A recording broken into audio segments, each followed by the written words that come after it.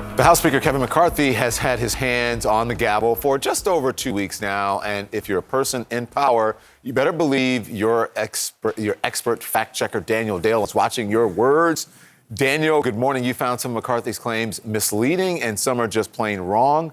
So let's start with the Speaker using Nancy Pelosi's name to defend his position on the debt ceiling. Listen.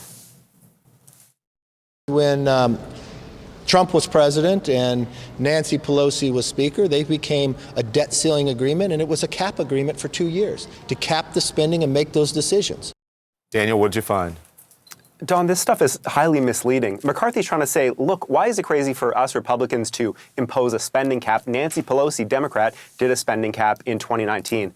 But that is not actually what happened. What this 2019 Pelosi deal actually did was loosen, soften, raise a pre-existing spending cap that was already in effect because of a 2011 law known as the Budget Control Act. So Pelosi got the government to spend tens of billions of additional dollars over and above the cap that was already in place at the time, and her deal ensured that these discretionary spending caps would expire after 2021. So that Pelosi example is not at all the same as what McCarthy and the conservatives in his caucus are now talking about, which is cut government spending by creating a new spending cap. In fact, Don, I think it's basically the opposite.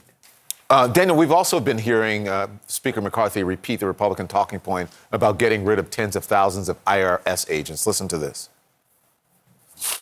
We put out a commitment to America to tell them exactly what we would do if they gave us the power. And in this first week, we continue to keep that commitment. We repealed 87,000 IRS agents. Is that accurate?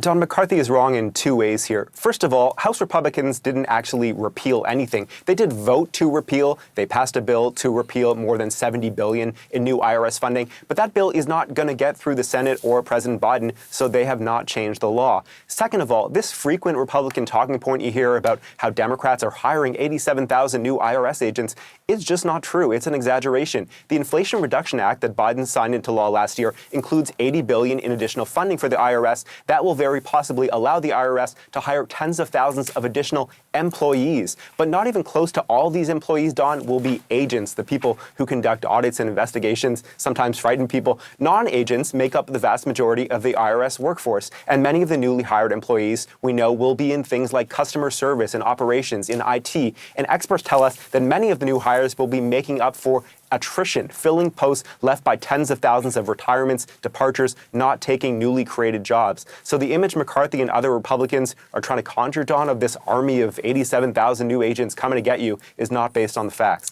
McCarthy also echoing Trump's claim that federal law enforcement was wrong for executing a search warrant at Mar-a-Lago, his resort, something the FBI says resulted in the recovery of more than 100 government documents marked as classified and hundreds of other government documents as well. Is this claim true, Daniel?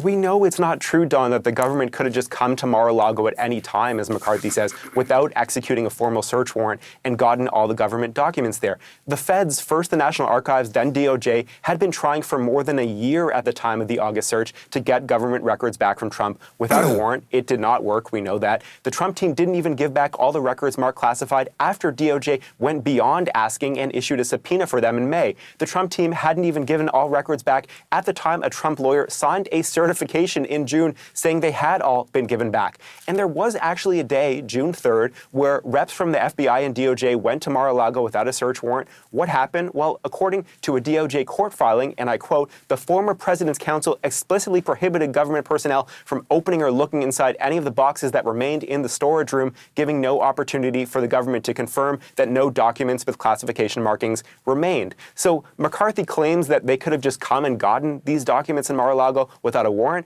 Well, they were there. They weren't even allowed to look, let alone take anything, Don.